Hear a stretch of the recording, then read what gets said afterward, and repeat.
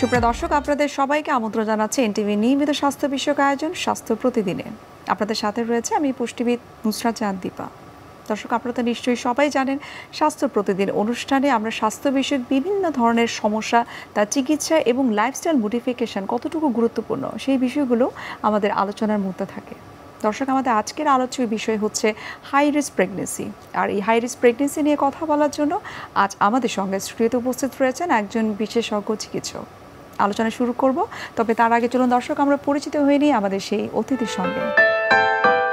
অধ্যাপক ডাক্তার আক্তারুন্নেসা 1962 সালের জানুয়ারি মাসে বরগুনা জেলায় জন্মগ্রহণ করেন।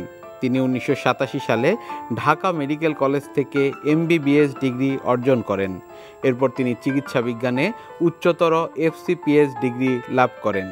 বর্তমানে তিনি medical college for women and হসপিটালের গাইনি বিভাগের ইউনিট প্রধান হিসেবে কর্মরত। আপনাকে স্বাগত আমাদের আজকের অনুষ্ঠানে। আপনাকেও স্বাগতম, ধন্যবাদ এনটিভিকে আমাকে এখানে আমন্ত্রণ জানানোর জন্য। হাই রিস্ক প্রেগনেন্সি বলতে আসলে কি বোঝায়? আসলে সব প্রেগনেন্সি কিন্তু হাই রিস্ক হতে পারে, যে কোনো নর্মাল প্রেগনেন্সি হাই রিস্ক হতে পারে। তবে হাই রিস্ক বলতে আমরা যেটা বুঝি, প্রেগনেন্সির সাথে যখন একটা কোনো ডিসঅর্ডার থাকে, সেটা হতে পারে প্রেগনেন্সি রিলেটেড অথবা মেডিকেল কোনো ডিসঅর্ডার থাকে, সেগুলো হাই রিস্ক প্রেগনেন্সি। যেমন যদি খুব রক্তশূন্যতা থাকে প্রেগনেন্সির সাথে, সেটা একটা হাই রিস্ক প্রেগনেন্সি। যদি ব্লাড প্রেশার থাকে, সেটা একটা high risk pregnancy. Heart disease থাকে, high risk pregnancy. Liver disease থাকে, কিডনি ডিজিজ থাকে, যে কোনো অর্গানের ডিজিজ থাকলে সেগুলো high risk pregnancy. Thyroid disorder থাকতে পারে। যদি তার কোনো প্রেগনেন্সিতে মাল্টিপল প্রেগনেন্সি থাকে, তার যদি পানি ভেঙে গেল, তার বাচ্চাটা প্রিটার্ম বাচ্চা হয়ে গেল, প্রিটার্ম লেবার নিয়ে আসলো, সেগুলো হাই রিস্ক প্রেগনেন্সি। সেরকম আমরা এই প্লাসেন্টা প্রিভিয়া, মানে প্লাসেন্টা যদি নিচে থাকে অথবা প্লাসেন্টার সেপারেশন হয়ে গেছে ব্যথা ওঠার আগেই, এই ধরনের কোনো কমপ্লিকেশন, সেগুলোকে আমরা হাই রিস্ক প্রেগনেন্সি বলে থাকি। যেগুলো নর্মাল প্রেগনেন্সি, সেগুলো যে কোনো সময় এই হাই রিস্কে কনভার্ট হতে পারে, যে কোনো কমপ্লিকেশন হতে পারে।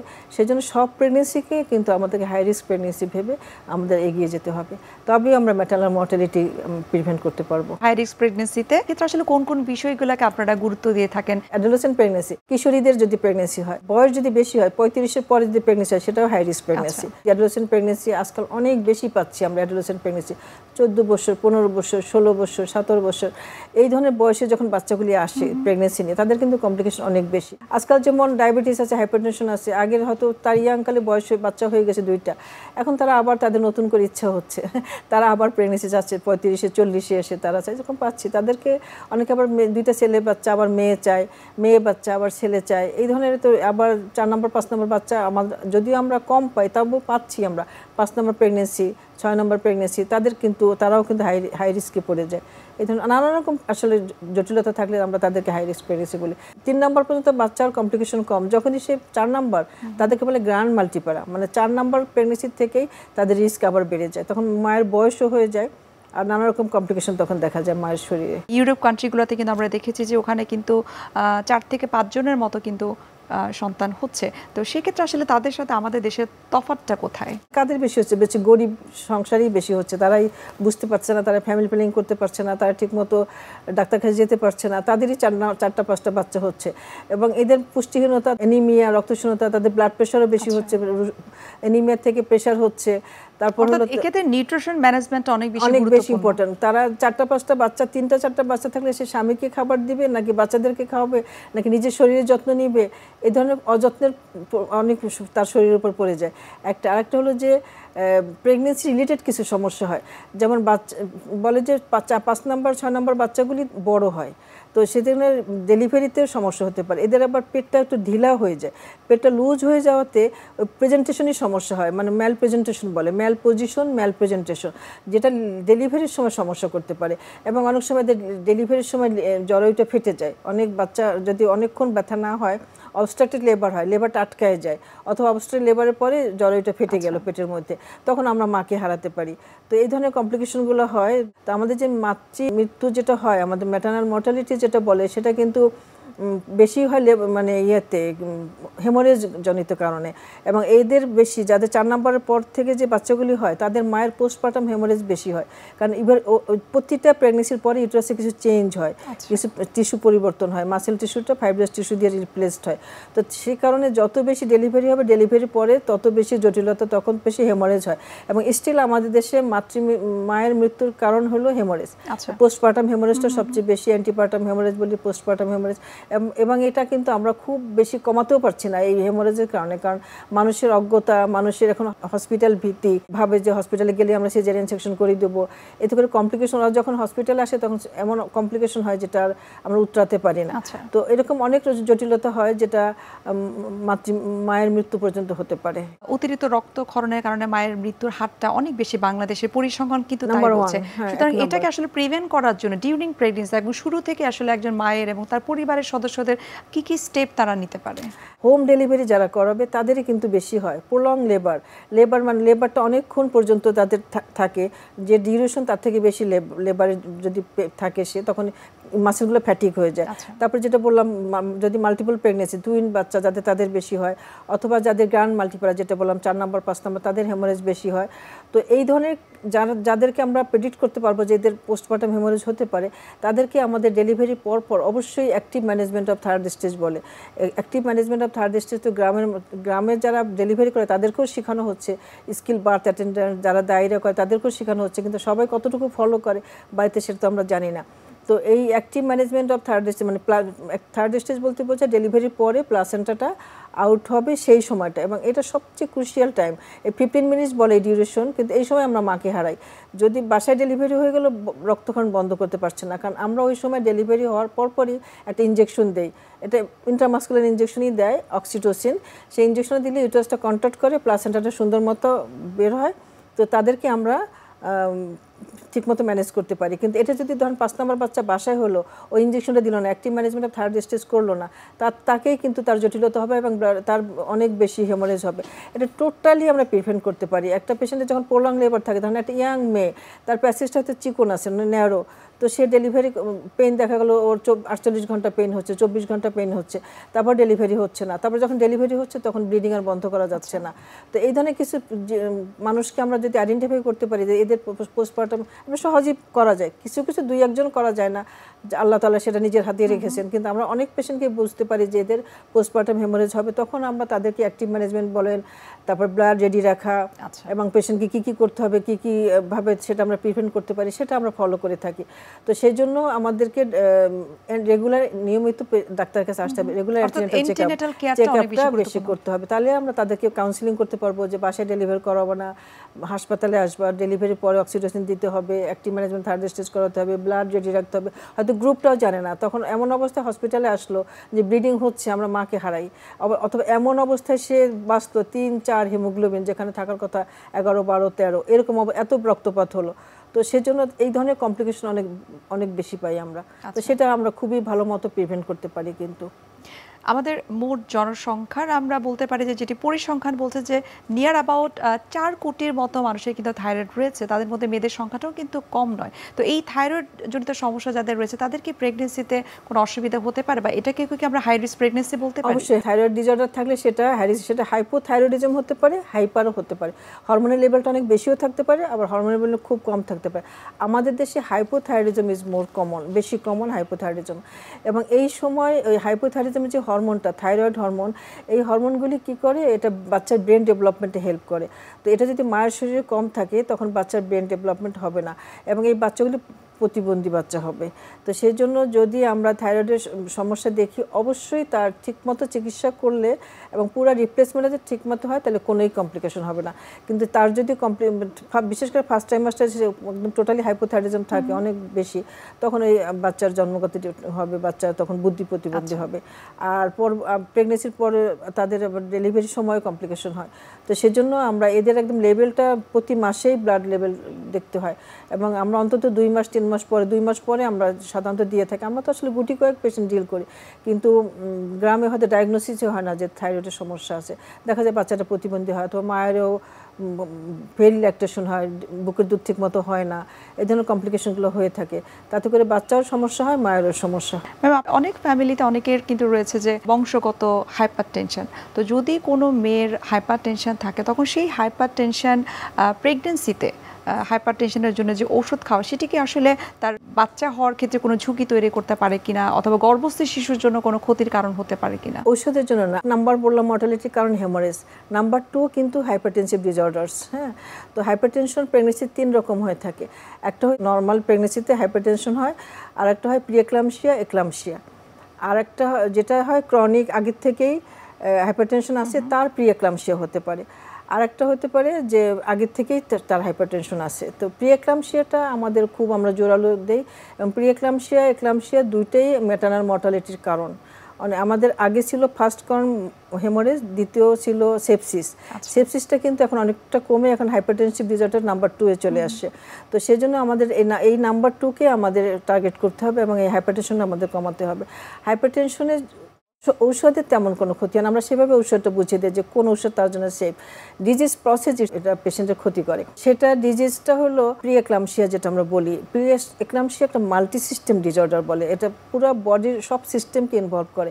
এটা হয় কি, এটাও বলে যে একদম কজটা ঠিক জানা যায় না, তবে কিছু কিছু ফ্যাক্টর এর সাথে জড়িত।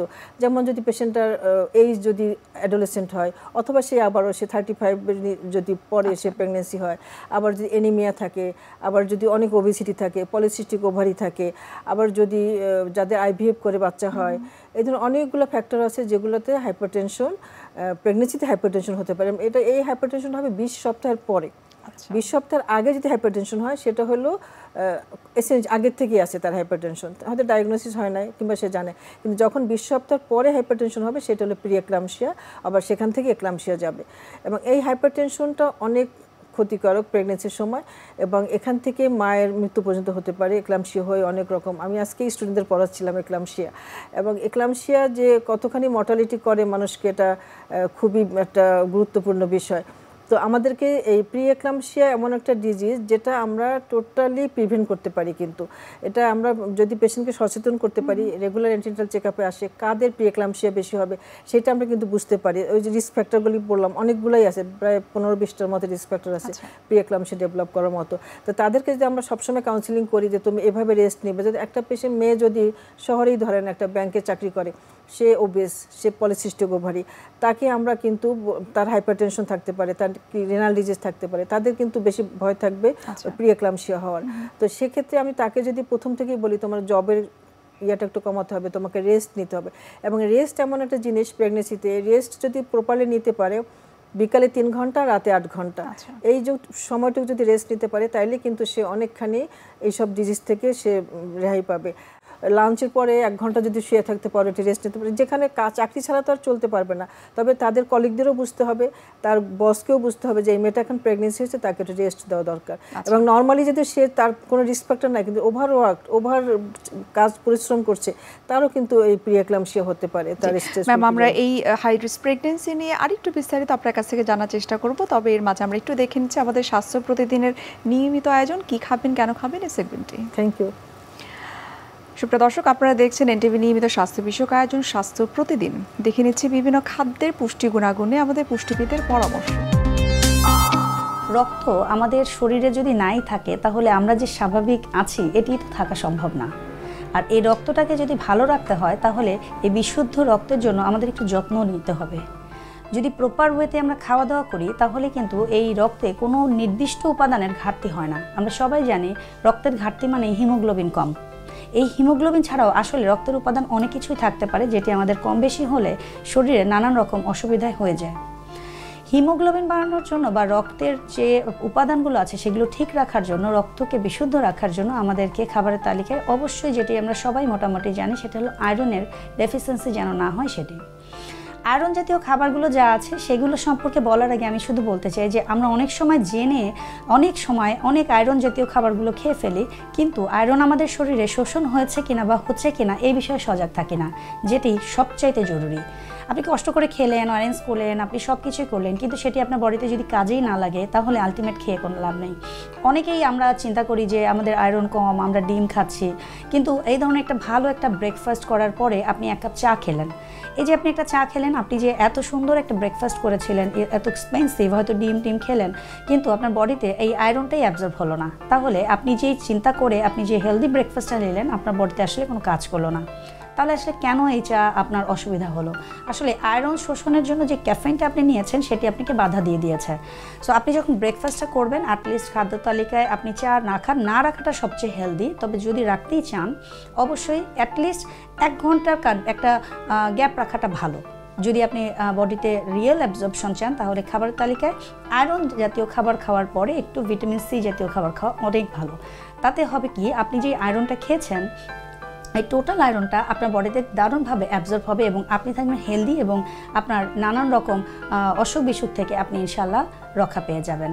খাদ্য তালিকায় তাহলে কি রাখা যায়? আর আমরা জানি আয়রন কন্টেনিং খাবারের ভিতরে গরুর মাংস, কলিজা এই ধরনের কিন্তু খাবারগুলো অনেক জরুরি, কিন্তু এগুলো যেহেতু খুব এক্সপেন্সিভ এবং সবার পক্ষেই সবসময় রাখা পসিবল হয় না, সেক্ষেত্রে আমি বলবো যে অবশ্যই গাঢ় সবুজ শাক, স্পেশালি কচু শাক, এখন শাকও খুব এক্সপেন্সিভ, কিন্তু তারপরেও এটি আমাদের অনেকের হাতের কাছে সহজে পাওয়া যায়। যারা একটু গ্রামে থাকেন বা আমাদের উঠানের দিকেও দেখা যায় যে এই ধরনের গাঢ় সবুজ শাকগুলো আমরা, যেমন ধরেন পালং শাক বা কলমি শাক, এগুলোও কিন্তু আমরা একটু গার্ডেনিংও করতে পারি। এই ধরনের শাকগুলো আমরা যখন খাবো একটু ভর্তা করেও খেতে পারেন, একটু রান্না করেও করতে পারেন, একটু ঝোল করে করতে পারেন, কিন্তু তার সাথে অফকোর্স যেটা জরুরি সেটা হলো একটু লেবু, ভিটামিন সির জন্য। এছাড়া আপনি যদি খাদ্য তালিকায় অ্যাটলিস্ট সপ্তাহে 1 বার বা 2 বার যদি হয় গরুর কলিজা অথবা আমি যেটা বলছি যে বিফ, এই ধরনের লাল মাংসগুলো আয়রনের জন্য যথেষ্ট উপকারী। এছাড়া বাদাম জাতীয় খাবারগুলো আপনি খেতে পারেন, রক্তের জন্য এটি খুব ভালো কাজ করে এবং আপনার খাবারের ভিতরে একটু ডিফারেন্ট খাবারগুলো রাখবেন, বিভিন্ন ধরনের কালারফুল খাবারগুলো রাখবেন। যেমন আমরা যখন সবজি খাই দেখা যায় শুধু সবুজ খাবারগুলো খাচ্ছি, একটু গ্রিনের সাথে সাথে একটু রেডিশ খাবারও রাখতে পারেন, যেরকম আনারের জুস খেতে পারেন, একটু রেড অ্যাপেল খেতে পারেন বা গ্রিন অ্যাপেল খেতে পারেন, এটিও কিন্তু আপনার হেলথের জন্য অনেক বেশি ভালো কাজ করবে। এছাড়া খাবারের তালিকায় আপনাকে অবশ্যই একটু যথেষ্ট পানি রাখতে হবে, কারণ ওয়াটারের কারণে আমরা অনেক সময় যে ডিহাইড্রেটেড হয়ে যাই, এটিও কিন্তু আমাদের শরীরের জন্য বেশ আনহেলদি। তো শরীরের জন্য আপনি যদি একটু ব্যালেন্স নিউট্রিশন নিয়ে আসেন, প্রপার মিল একটা প্রিপারেশন করতে পারেন, তাহলে কিন্তু পরবর্তীতে আপনার ব্লাড নিয়ে যে অন্যান্য কমপ্লিকেশন সেটি কিন্তু আপনার অসুবিধায় আর পড়তে হবে না। হাই রিস্ক প্রেগনেন্সি প্রিভেন্ট করার জন্য একটা প্রেগনেন্সিতে মিনিমাম কয়টা আসলে এন্টিনেটাল কেয়ারের দরকার রয়েছে? আমরা নিয়মিত বলি 7 মাস পর্যন্ত মাসে দেখা করবে, তারপরে তো 36 উইকস পর্যন্ত 2 সপ্তাহ পরে আসবে, শেষের মাসটা 7 দিন পরে আসবে। এটা যদি রেগুলার মানতে পারে তাইলে কিন্তু তার জটিলতা অনেকটাই কমে যাবে। ধরেন প্রথম ট্রাইমাস্টার যখন আসে আমরা পেশেন্টকে 3 মাসের মধ্যে কিছু পরীক্ষা করে, সেখানে তার এনিমিয়া আছে কিনা, তার ডায়াবেটিস আছে কিনা, তার থাইরয়েডের সমস্যা আছে কিনা, এগুলো আমরা দেখি একবার। দেখার পরে আমরা তাকে দেখলাম যে তখনই তার রক্তশূন্যতা 9, তার হিমোগ্লোবিন থাকার কথা 11, সেখানে 9, তখন কিন্তু এসে আমার টার্গেট হলো, তাকে আমার খাবারের কথা বলতে হবে, ঔষধ দিতে হবে। প্রেগনেন্সি ইটসেলফ এনিমিয়া করে, প্রেগনেন্সিতে রক্তের ভলিউমটা বাড়ে, প্লাজমা ভলিউমটা, পানির পরিমাণটা আরও বেশি বাড়ে। সেজন্য প্রেগনেন্সিতে নর্মালি সবাইকে আয়রন খেতেই হবে, এটা তাদের একটু বুঝতে হবে। যে আমাদের মধ্যে কিছু ফলস বিলিভ আছে, যে গ্রামের মানুষ বলেন শহরের মানুষেরও যারা শিক্ষিত তারাও দেখি বুঝে না, মনে করে যে আয়রন ট্যাবলেট খেলে বাচ্চাটা বড় হয়ে যাবে, ক্যালসিয়াম ট্যাবলেট খেলে বাচ্চাটা বড় হয়ে যাবে, তাতে করে আরও বেশি ক্ষতি হয়। ইভেন এই যে ক্যালসিয়াম দিয়ে আমরা যদি প্রপার ডোজে খাই অথবা একটু বেশি ডোজে খাই, আমরা প্রিএক্লাম্পসিয়া প্রিভেন্ট করতে পারি। ম্যাম, অনুষ্ঠানের একেবারে শেষ পর্যায়ে চলে এসেছে, আপনাকে অসংখ্য ধন্যবাদ এই হাই রিস্ক প্রেগনেন্সি নিয়ে এত বিস্তারিতভাবে আমাদেরকে বলার জন্য। শুভকামনা রইল এনটিভির পক্ষ থেকে। আপনাকে ধন্যবাদ, এনটিভিকে ধন্যবাদ। সুপ্রিয় দর্শক, এতক্ষণ আপনারা দেখছিলেন এনটিভি নিয়মিত স্বাস্থ্য বিষয়ক আয়োজন স্বাস্থ্য প্রতিদিন। এই পর্যায়ে আমরা দেখে নিচ্ছি আমাদের আগামী পর্বে কি থাকছে। আমরা এখন বাংলাদেশে যত ওষুধ খেয়ে নেই, ফার্মেসিতে গেলেই মাথা ব্যথা করতেছে, প্রেশারের ওষুধ দেন বা ব্যথার ওষুধ খাই, এটা যে কি পরিমাণ ক্ষতিকর এবং এটা একটা মহামারী হিসেবে দেখা গিয়েছে। আমরা প্রায় আমাদের হাসপাতালে চেম্বারে রোগী পাই যেগুলো ক্ষেত্রে দেখা যায় যে তারা ব্যথার ওষুধ খেয়ে আসছে, কিডনি খারাপ, অথবা দেখা যায় যে কোনো কোনো ক্ষেত্রে অ্যান্টিবায়োটিক খাইছে, কিডনি খারাপ। তো এই ক্ষেত্রে আমাদের একটা জিনিস, মানে একটা জেনারেল মেসেজ আমি বলবো সবার জন্য, যে ওষুধ যত খাওয়া যাবে না, একেবারে আপনাকে ওষুধ খেতে হবে অবশ্যই প্রেসক্রিপশন মেডিসিন। বিশ্বের যে কোনো প্রান্ত থেকে যে কোনো সময় এনটিভি জনপ্রিয় অনুষ্ঠান স্বাস্থ্য প্রতিদিন দেখতে আপনারা ভিজিট করতে পারেন আমাদের পূর্ণাঙ্গ পোর্টাল www.ntvbd.com এ। এছাড়াও এনটিভির বিভিন্ন ধরনের জনপ্রিয় অনুষ্ঠান এবং নিউজ আপডেট পেতে আপনারা ভিজিট করতে পারেন আমাদের ইউটিউব চ্যানেল এবং ভেরিফাইড ফেসবুক পেজে। সুপ্রিয় দর্শক, আজ এখানে শেষ করতে হচ্ছে। দেখা হবে আবারও আপনাদের সঙ্গে। সে পর্যন্ত আপনারা সবাই ভালো থাকুন, সুস্থ থাকুন এবং এনটিভির সঙ্গে থাকুন।